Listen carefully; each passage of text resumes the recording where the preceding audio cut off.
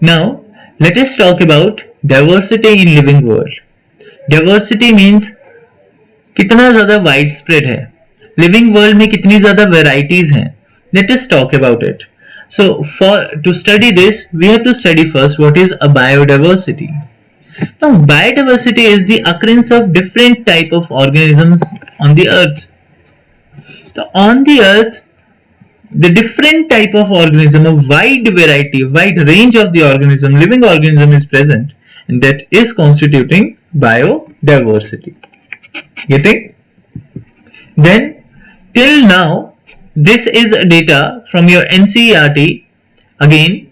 So, till now, there is 1.7 to 1.8 million species of plant. There are basically 1.7 to 1.8 million species of plants and animals which are discovered.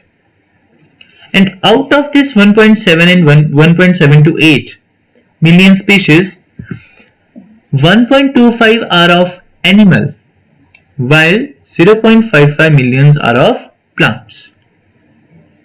So total, how many organisms they are discovered? So far, 1.7 to 1.8 million species of plants and animals or other organisms, living organisms.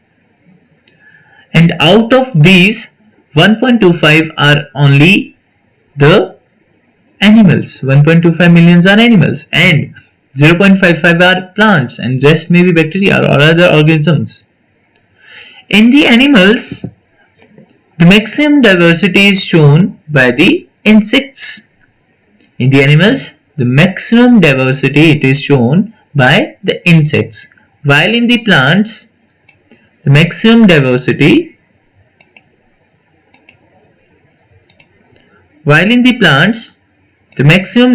is shown by the angiosperms.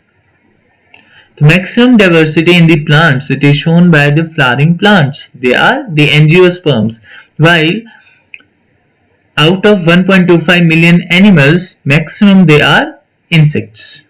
Getting? Now, to study each and every, basically, if we want to study each and every animal and plant and these 1.7 to 1.8 million species, is it possible for you? Beta, it is not possible to anyone. It will take a long time. Even then we will not be able to study all these species. So scientists, what they have done?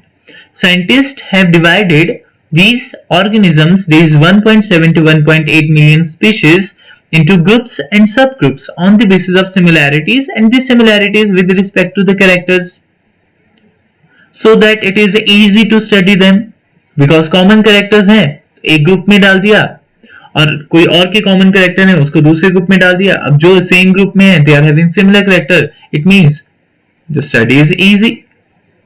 And these groups, they are known as taxonomic categories. So what these groups are known as? They are known as taxonomic categories. So let us see what is a taxonomy. Taxonomy, it is derived from two Greek words. One is taxa and other one is nomis. Taxa means arrangement, whilst the nomis means principles. What is the definition of taxonomy then? It is a branch of science which deal with the arrangement of the species on certain principles and procedures. Let us see here. It is a branch of science which deal with the principle and procedures of grouping or arrangement of the organisms, that is to classify them, their classification. So this is taxonomy. Now the term taxonomy was given by the scientist A.P. de Candolle. Father of taxonomy is Carolus Linnaeus, and father of Indian taxonomy is Shinchapo.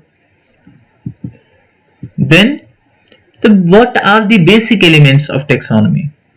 Basically, we are talking about the processes of taxonomy.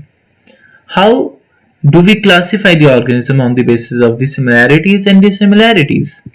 So first of all, characterization, then we do identification, then we give name to them, nomenclature, and finally we classify them. So let us talk about each of these processes one by one. First is characterization. Characterization involves listing of all the possible features of the organism so that we can perform the classification. So what we have to do, first of all, we have to make a list of possible features of the organism.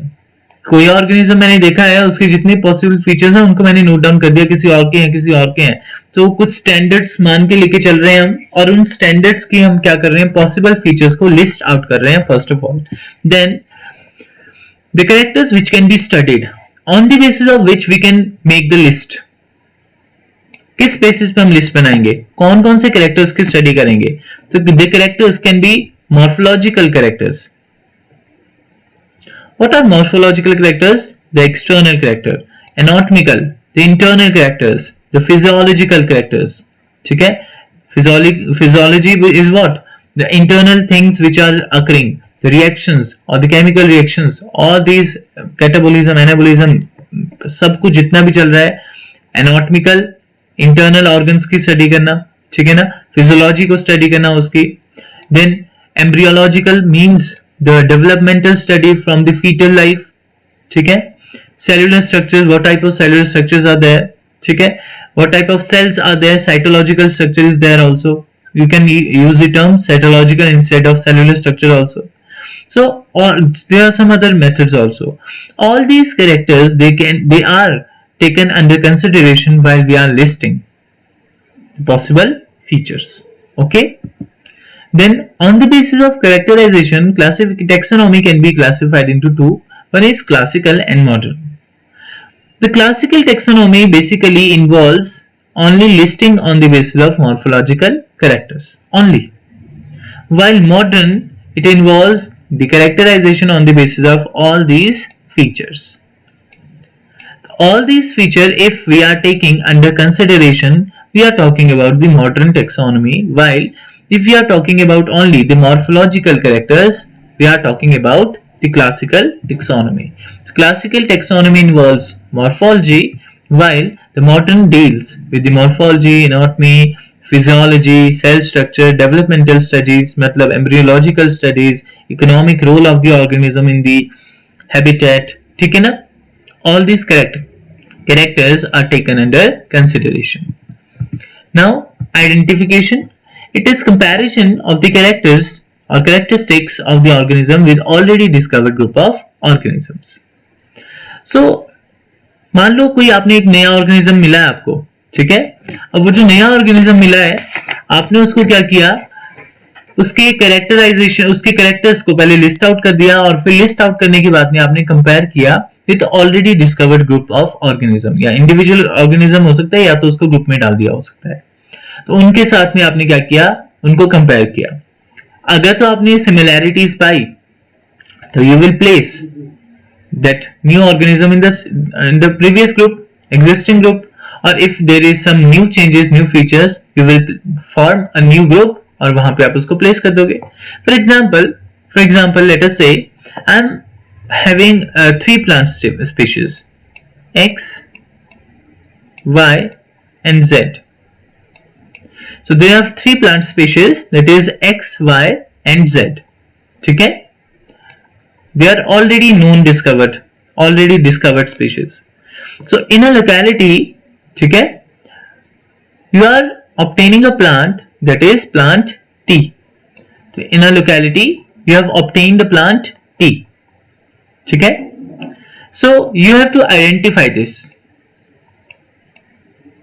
You have to identify this T plant. So what you will do here, so you will study the characteristics first.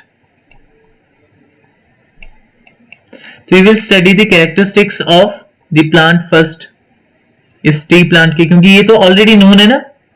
तो पहले आप इसके characteristics लिख लोगे, list out कर दोगे characteristics को, ठीक है. फिर आप इन कैरेक्टर्स को इनके साथ में मैच करवाओगे, कि X के साथ में मैच करवाओगे, Y के साथ मैच करवाओगे और Z के साथ मैच करवाओगे, ठीक है. Now you will see the T plant is showing maximum similarity with Y. एक बारी you have compared the characters with already known plants or the groups.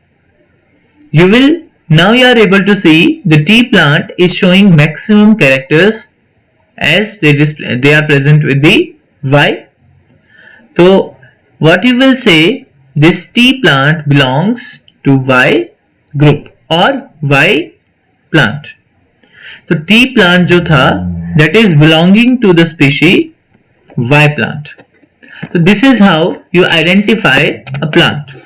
ठीक है? Now once you have identified the plant, you will give a name. The organism is new to the, if the organism is new to the taxonomy, if अगर ये वाले plant tea plant का इन तीनों में से किसी के साथ में भी characteristic they were not matching, so you have to form a new group and place this plant in that particular group.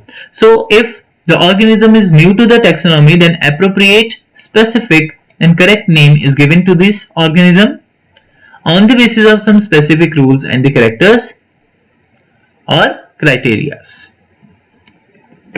ठीक है? Rather cut this character here on the basis of specific rules and criteria, not character. Characters we have already seen na? ठीक है?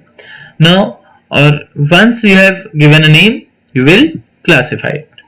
So finally comparison is performed, organism is placed in the same group if the similarity is there with the already discovered group. If there is no similarity with the already discovered group, a new group is formed and the organism is placed in that particular group. Now we will study nomenclature in bit detail. ठीक है? So what is nomenclature? We said nomenclature is to provide specific name to each and every organism.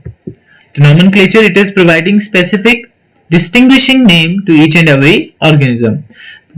There can be two type of names present, vernacular name and the scientific name.